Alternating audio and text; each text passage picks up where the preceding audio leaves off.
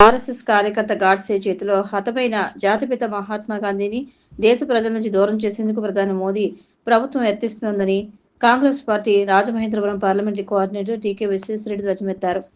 ఆయన గాంధీని ప్రజలు మర్చిపోరని స్పష్టం చేశారు. గాంధీ వర్ధంతి సందర్భంగా లాలా చెరువు రోడ్లో ఉన్న గౌతమి జీవకారుణ్య సంఘంలో ఆయన విగ్రహానికి పూలమాలలు వేసి ఘనంగా నివాళులర్పించారు. అనంతరం అక్కడ ఆశ్రయం పొందుతున్న వృద్ధులకు పండ్లు పంపిణీ చేశారు. ఈ సందర్భంగా టీకే మాట్లాడుతూ ఆనాటి ప్రధాని మన్మోహన్ సింగ్, దివంగత ముఖ్యమంత్రి వైఎస్ రాజశేఖర రెడ్డి ప్రవేశపెట్టిన మహాత్మాగాంధీ జాతీయ గ్రామీణ ఉపాధి హామీ పథకంలో గాంధీజీ పేరు తొలగించి కొత్త పేరు పెట్టడం కారణమని మండిపడ్డారు. కాంగ్రెస్ డాక్టర్సెల్ అధ్యక్షుడు డాక్టర్ రాజశేఖర్, ఎస్సీసీల అధ్యక్షుడు బత్తిన చంద్రరావు, జీవకారుణ్య సంఘం సిబ్బంది రాజు, విజయ్ కుమార్, లేఖ, డాక్టర్ అశోక్ కుమార్ తదితరులు పాల్గొన్నారు.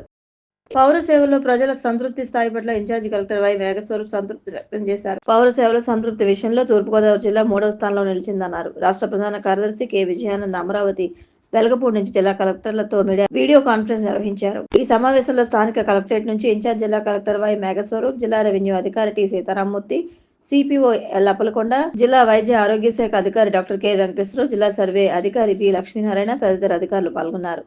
ఈ సందర్భంగా మేఘస్వరూప్ మాట్లాడుతూ డాక్టర్లు అందుబాటులో ఉన్నారా అనే అంశంలో 78.6%, మందుల లభ్యతలో 72.1%, డబ్బులు వసూలు చేయడం లేదనే అంశంలో 80%, పరిశుభ్రతలో 64.6%, సానుకూలత నమోదు కావడంతో మొత్తం మీద జిల్లా వ్యాప్తంగా 74.3% నమోదైందని వివరించారు. అలాగే రెవెన్యూ సేవల విషయంలో 71.8%, వీధి దీపాల నిర్వహణలో 77.7%, పన్నుల విధానంలో 80% మంది సంతృప్తిని వ్యక్తం చేశారన్నారు. ఫిబ్రవరి నెల ఎన్టీఆర్ భరోసా సామాజిక భద్రతా పెన్షన్లను ఒకరోజు ముందుగానే పంపిణీ చేయనున్నట్లు జిల్లా ఇన్ఛార్జి కలెక్టర్ వై మేఘస్వరూప్ వెల్లడించారు. ఫిబ్రవరి 1వ తేదీ ఆదివారం రావడంతో జనవరి 31వ తేదీన శనివారమే పెన్షన్లు పంపిణీ చేయనున్నట్లు తెలిపారు. ఈ మేరకు క్షేత్రస్థాయి అధికారులకు ఆదేశాలు జారీ చేశారు. జిల్లా వ్యాప్తంగా 2,71,344 మంది లబ్ధిదారులకు సుమారు 118 కోట్లను పంపిణీ చేయనున్నట్లు పేర్కొన్నారు. తూర్పుగోదావరి జిల్లాలోని పాత్రికేయులకు అక్రిడేషన్లు మంజూరు చేసేందుకు ఉద్దేశించిన అక్రిడేషన్ కమిటీ సమావేశం ఇన్ఛార్జి కలెక్టర్ వై మేఘస్వరూప్ అధ్యక్షతన జరిగింది. ఈ సందర్భంగా ఆయన మాట్లాడుతూ సమాజంలో ప్రజాభిప్రాయ నిర్మాణం, ప్రజాస్వామ్య విలువల పరిరక్షణ, ప్రభుత్వ ప్రజల మధ్య అనుసంధానంగా మీడియా కీలక పాత్ర పోషించాలని ఆకాంక్షించారు. ఈ సమావేశంలో జిల్లా సమాచార మరియు పౌర సంబంధాల అధికారి, committee convener K Lakshminarayana power point presentation ద్వారా నియమ నిబంధనలు కమిటీ సభ్యులకు వివరించారు. జిల్లాలో అర్హత కలిగిన జర్నలిస్టులకు ప్రింట్ మీడియా, మాసపత్రికలు, మ్యాగజైన్లు, electronic media, cable TV, AP fibre net ద్వారా ప్రసారమయ్యే ఛానళ్లలో పనిచేస్తున్న జర్నలిస్టులకు అక్రిడేషన్లు మంజూరు చేయాలని ప్రతిపాదించగా మొత్తం 273 అక్రిడేషన్లకు తొలి కమిటీ సమావేశం ఆమోదం తెలిపింది. అదనపు SP L Chenchi Reddy, convener K Lakshminarayana, జిల్లా ప్రజా రవాణా అధికారి వైవిమూర్తి, సహాయ కమిషనర్ బిఎస్ఎం వలి, డివిజనల్ పిఆర్ఓ ఎం లక్ష్మణాచార్యులు, కమిటీ సభ్యులు గండ్రోతి వేణుగోపాల్ స్వామి, B Srinivas, T పురుషోత్తమరాజు, K Mohan Durga Prasad, Kanumuri Kiran Kumar Raju, you Satish Kumar, T Appalanaidu, BVV Ayyappa Swamy, K Rajababu, KVN Varaprasad, Padala Chiranjeevi Reddy, ఏ మణికంఠ కుమార్ తదితరులు పాల్గొన్నారు.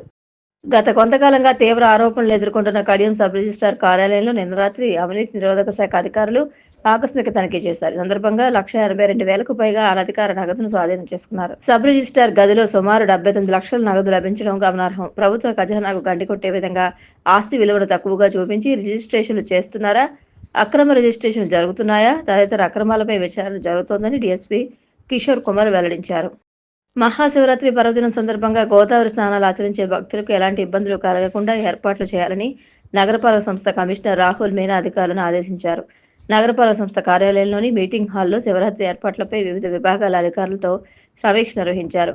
ఈ సందర్భంగా కమిషనర్ మాట్లాడుతూ మహాశివరాత్రి పర్వదినాన జిల్లా నలుమూలల నుంచి వేలాది మంది భక్తులు పుణ్యస్నానాలు ఆచరించి గోదావరి తీరం వెంబడి ఉన్న శైవ క్షేత్రాలను దర్శించుకుంటారన్నారు. ఈ విషయాన్ని దృష్టిలో ఉంచుకుని అన్ని ఘాట్లలో మెరుగైన పారిశుధ్యం, మరుగుదొడ్లు, త్రాగునీరు, షవర్లు, దుస్తులు మార్చుకుని గదులను ఏర్పాటు చేసేందుకు చర్యలు తీసుకోవాలన్నారు. చంటి పిల్లలు ఉన్న తల్లులు సౌకర్యార్థం ప్రతి చోట ఫీడింగ్ గదులు ఏర్పాటు చేయాలన్నారు. రద్దీ అధికంగా ఉండే ఘాట్ల వద్ద భక్తులు ప్రవేశించే మార్గం, వెలుపలకు వెళ్లే మార్గాలు వేర్వేరుగా ఉంచాలని, ఎక్కడా విద్యుత్ సరఫరాకు అంతరాయం లేకుండా చూడాలని ఆదేశించారు. అలాగే భక్తులకు ఇబ్బంది తలెత్తకుండా ఎక్కడికక్కడ సూచిక బోర్డులు ఏర్పాటు చేయాలన్నారు. ముఖ్యంగా పుష్కర ఘాట్, మార్కండేయ స్వామి దేవస్థానం ఘాట్, కోటిలింగాల ఘాట్ కు వచ్చే భక్తులకు ఎటువంటి లోటుపాట్లు, ఇబ్బందులు లేకుండా పటిష్ట ఏర్పాట్లు చేయాలన్నారు. భక్తుల రద్దీ అధికంగా ఉన్న ప్రదేశాల్లో మైక్ సిస్టమ్, బ్యారికేడ్లు, సీసీ కెమెరాల ఏర్పాటు చేయాలన్నారు. ఇంటిగ్రేటెడ్ కంట్రోల్ రూమ్ అందుబాటులో ఉండాలన్నారు. పుష్కర్ ఘాట్ మరియు కోటిలింగాల ఘాట్లలో కంట్రోల్ రూమ్లు ఏర్పాటు చేయాలని ఆదేశించారు.